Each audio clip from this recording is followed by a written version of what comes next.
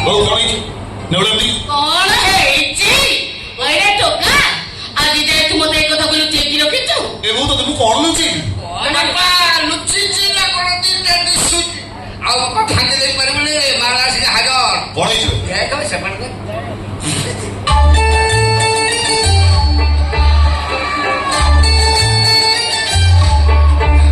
ତମେ କାଇଁ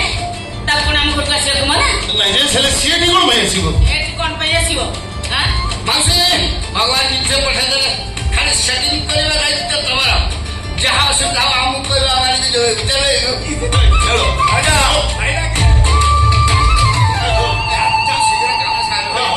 ଶୀଘ୍ର କାମ ସାରା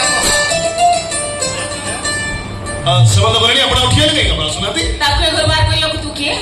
ଏ ବୋଉ ସିଏ କାହିଁକି ରହିବ କାହିଁକି ରହିବ ବୋଉ ଶୁଣୁ ତୋ ସାଙ୍ଗରେ ମୋର ବହୁତ କଥାବାର୍ତ୍ତା ଅଛି ଗଲୁ ଆগে ଗୋଟେ ଭଲ ଶାଢ଼ୀରେ ପିନ୍ଧିବୁ ତତେ ନେଇ ଗୋଟେ ବହୁତ ବଡ ଜାଗାକୁ ଯିବି ଚାଲ ତୁରନ୍ତ ଘର ଛାଡ଼ିକି ଚାଲ କାହିଁକି ଏ ବୋଉ ତୁ ପୁଣି ଫେରିଲୁ ବୋଉ ତ ମୁଣ୍ଡ କାମ କରୁଛି ନା କିନ୍ତୁ ତୁ ଆପଣ କହୁଛୁ କିଛି ବୁଝିପାରୁଛୁ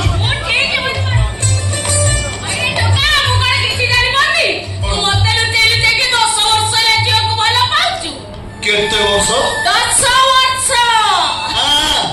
ତୁ ଭୁଲି ଯାଉଛୁ ଆମେ ବର୍ଷ ହେଲା ଓଡିଶା ହେଇଛେ 10 ବର୍ଷ କଣ କରୁଛୁ ଆମେ ବର୍ଷା ହେଲା ସିନା ଓଡିଶା ଆସିଛେ ହେଲେ ତୁ ଉପରେ ତାକୁ ସେଇ ପୁଅକୁ ଭଲ ପାଉଛୁ କୋଉ ମତେ ବିଶ୍ୱାସ କର ସେ ଝିଅ କିଏ ତାକୁ ଚିହ୍ନେ ନା କି ଜାଣେ ନା ସେ ମିଛ କହୁଛି ସେ ତମକୁ ଡରୁଛନ୍ତି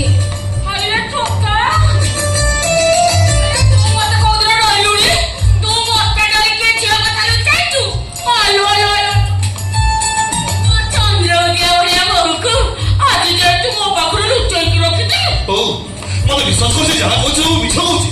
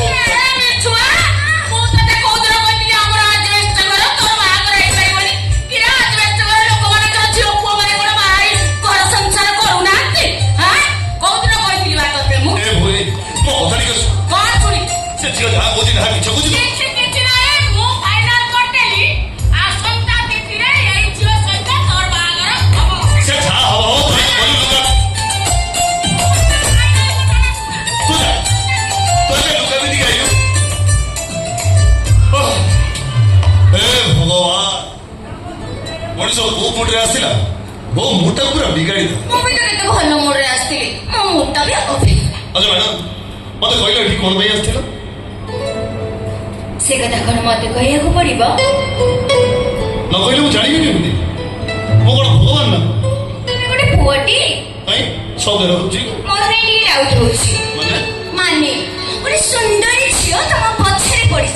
तम घर जाए पहुंचले तमे कोडी किछि बुझी पान ना बहु कहला तो जेते दुष्ट होछु ह